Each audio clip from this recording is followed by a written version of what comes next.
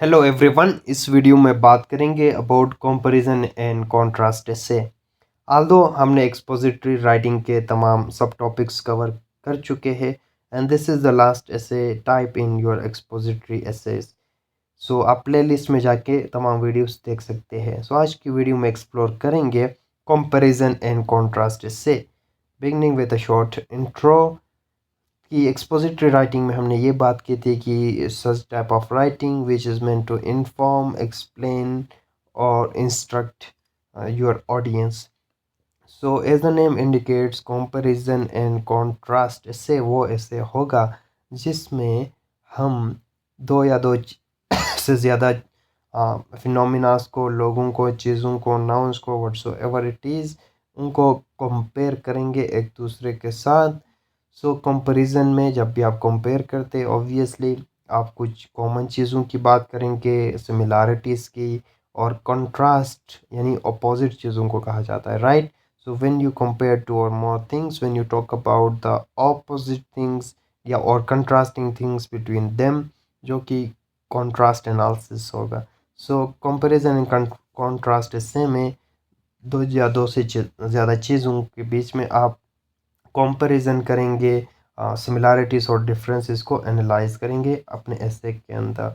It explores the similarities and differences between two or more subjects, यानी कोई भी subjects में फिनोमिनास आ सकते हैं, टॉपिक्स आ सकते हैं, लोग आ सकते हैं, व्हाटसोएवर। ब्रॉडर वे में मैं नाउन कह लेता हूँ। सो पर्पस क्या है कॉज कंपैरिजन एंड कंट्रास्ट से का, कि या तो हम ऑडियंस को इंफॉर्मेशन दे रहे हैं, उन दो चीज़ों का एनालिसिस करते हुए इंफॉर्म कर रहे हैं अपने ऑडियंस को, या हम एनालाइज कर रहे हैं उस सब्जेक्ट को डिटेल के साथ बाय एनालाइजिंग बोथ साइड्स। फिर हम हाईलाइट कर रहे हैं specific aspects of the topic. फिर हम थीसिस स्टेटमेंट के अंदर क्लियरली हम बताएंगे कि मेन पॉइंट्स ऑफ कंपैरिजन कौन से हैं, स्पेसिफाई करते हुए। Although there can be many areas of comparison in contrast, but in your thesis statement क्योंकि स्पेसिफिक होता है, हम स्पेसिफाई करते हुए सिर्फ उन्हीं चीज़ों की बात करेंगे जो कि हम अपने एसे में डिस्कस करने जा रहे हैं। सो पर्पस ये होता है कि you can analyse, analytical purpose भी हो सकता है आपके कंपैरिजन कंट्रास्ट का, इंफॉर्मेटिव इंफॉर्मेशन देना भी हो सकता है, या परसुएसिव भी हो सकता है। एनालिटिक के अंदर एनालिसिस इन्वॉल्व होती है in which you deeply examine the topic, उस टॉपिक को डीपली एग्जामिन करते हैं, एनालाइज करते हैं, और ऑब्वियसली एनालिसिस का मकसद ये होता है कि you break down it into minor और स्मॉल कंपोनेंट्स, जिसमें डीपर अंडरस्टैंडिंग हो। उसके हवाले से you can uncover the minor things. और उसके अलावा एकेडमिक रिसर्च या क्रिटिकल थिंकिंग में ये अप्रोच बड़ा इम्पोर्टेंट है।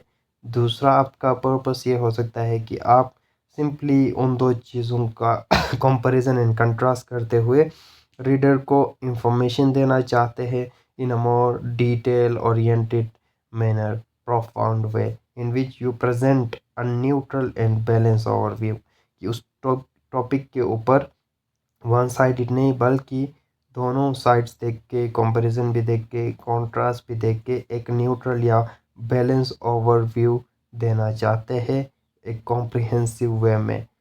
सो ये एजुकेशनल कॉन्टेक्स्ट के अंदर या रिपोर्टिंग राइटिंग के अंदर इम्पोर्टेंट रोल प्ले करता है। मार्केटिंग के अंदर भी ये स्ट्रेटजी यूज़ हो सकता है कंपैरिजन एंड कंट्रास्ट का। फॉर एग्जांपल एक बंदा है जो मोबाइल फ़ोन्स बेच रहा है, वो एक फ़ोन को दूसरे फ़ोन के साथ कंपैरिजन एंड कंट्रास्ट एनालिसिस करते हुए आपको परसुएड कर रहा है कि फॉर एग्जांपल मैं कह रहा हूँ कि I Samsung versus Oppo, which one is better. So मैं आपको परसुएड कर रहा हूँ कि Samsung is better because it has this and this. मैं कंपैरिजन एंड कंट्रास्ट एनालिसिस करूँगा, इन दोनों में सिमिलैरिटीज़ ये है, डिफरेंसेस ये है। सो हमने एनालाइज करते हुए ये जाना कि ये इससे बेहतर है। सो सुपीरियॉरिटी कंसिडर करते हैं कि this Samsung is superior to your Oppo, so you can purchase this, persuade करना। ये डिफरेंट पर्पसेस आपका मकसद हो सकता है। ऐसे स्ट्रक्चर देखी जाए तो वही सेम स्ट्रक्चर फॉर एनी ऐसे introduction, body and conclusion. Introduction के अंदर हुक स्टेटमेंट का यूज़ करते हुए अट्रैक्ट करना, ग्रैब करना रीडर्स का attention. So there are various ways on styles, it depends on the writer कि वो कौन सा टेक्निक यूज़ करते हुए वो आपको हुक करता है, आपका अटेंशन लेता है, आपका अटेंशन कैप्चर कर लेता है। देन कुछ बैकग्राउंड इंफॉर्मेशन देंगे ऑन द टॉपिक या जिसकी आप कंपैरिजन एंड कंट्रास्ट कर रहे हैं, ताकि रीडर को थोड़ा इंफॉर्मेशन हो उन चीज़ों का, क्योंकि एक्सपोजिटरी राइटिंग का मकसद ही यही है, इंफॉर्मेशन राइटिंग कहलाता है, क्योंकि रीडर को हम इंफॉर्मेशन प्रोवाइड कर रहे हैं। इन थीसिस स्टेटमेंट के अंदर क्लियरली आप स्टेट करें अपने मेन पॉइंट्स या एरियाज ऑफ कंपैरिजन। आल्दो बहुत सारे एरियाज और एस्पेक्ट्स हो सकते हैं, बट उनको स्पेसिफाई करते हुए, डीलिमिट करते हुए, कौन से एरियाज को आप एस्से में एक्सप्लोर कर रहे हैं उनको क्लियरली लिख देना है कि this essay explore this areas.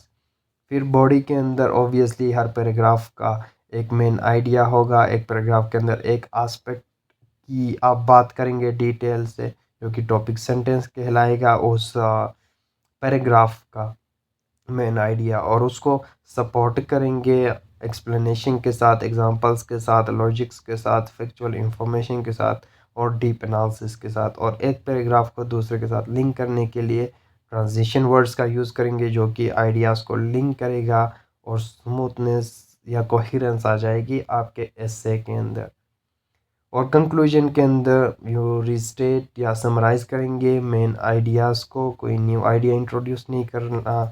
सो आप अपना फाइनल थॉट देंगे कि by comparison and contrast, by analysing this, we can come to a conclusion that this one is better than this one. इस तरह का कोई भी आप कंक्लूडिंग रिमार्क पे पहुंच जाते हैं। सो इट्स बेटर कि आउटलाइन में एक ब्रेनस्टॉर्मिंग प्रोसेस के गो थ्रू हो जाए और उस टॉपिक को डीपली एनालाइज करे दोनों साइडों से। सो इस तरह you can write a better essay. और उसके अलावा आप पॉइंट बाय पॉइंट भी डिस्कस कर सकते हैं या ब्लॉक मेथड में भी कर सकते हैं, कि पहले आप सिर्फ सिमिलैरिटीज़ की बात करेंगे, फिर डिफरेंसेस की बात करेंगे, या पॉइंट बाय पॉइंट में एक सिमिलैरिटी, एक डिफरेंस, अगला सिमिलैरिटी, अगला डिफरेंस।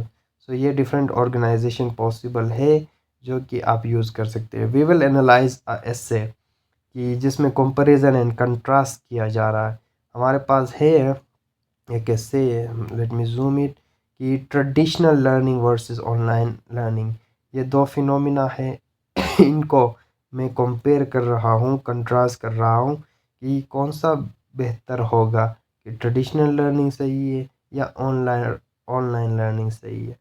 सो इंट्रोडक्शन देखते हैं, क्या इसने अच्छा इंट्रोडक्शन यूज़ करते हुए हमारा अटेंशन ग्रैब किया या नहीं किया, क्या थीसिस स्टेटमेंट को इसने स्पेसिफाई किया या नहीं किया। तो कहता है एजुकेशन हैज़ इवॉल्व सिग्निफिकेंटली, पहले बैकग्राउंड इंफॉर्मेशन अपने रीडर को प्रोवाइड कर रहा है कि education significantly evolved for over the years. Yes, factual information, and one of the most notable changes is the rise of online learning and is an alternative to traditional learning.